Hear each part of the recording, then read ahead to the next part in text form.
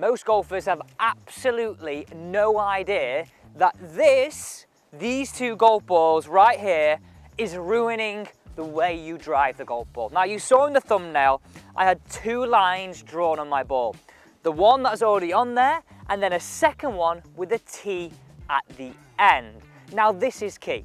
If you slice it, if you hook it, just change your tee position and honestly use this line-up trick.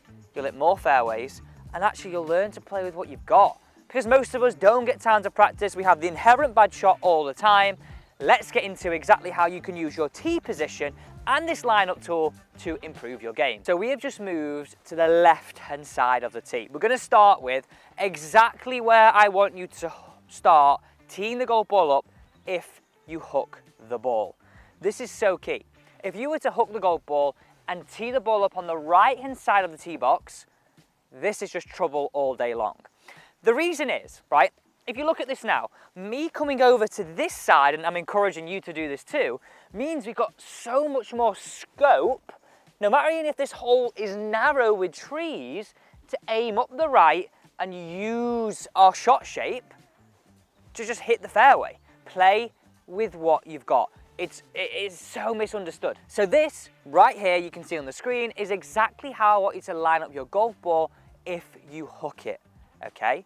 You've got the two lines. You've got your target line, and then you have the line that's already on your ball. Simply, what I want you to do is line the line on your golf ball up to where you're aiming up. What I mean by this is aiming into the space. Your second line now, which has the T on it, is going to point to target. So ideally with a drive, straight down the middle of the fairway. So as you're looking down at the ball, you can see that you've got your aim line, you aim down the line, that is already on your golf ball here, the Pro Plus, and then you've got the T line, which is pointing to the middle of the fairway. Now this is brilliant because you've now got a perspective of, okay, I've got all that room to hit into now, and there is where target is. It's absolutely brilliant. Let me hit one away. Okay, here we go. Oh, and by the way, if you're wondering why we're covering slice and hooking the golf ball, I had so many comments on this, so I want to answer it, I want to help you. So subscribe, turn the bell, and just pop what you want help with down below because I'm powered by you. Okay, so look at this, right? This just gives me the scope. I'm aiming down the line on the golf ball that was already there. I know where target is. Look at the shape. Look at that.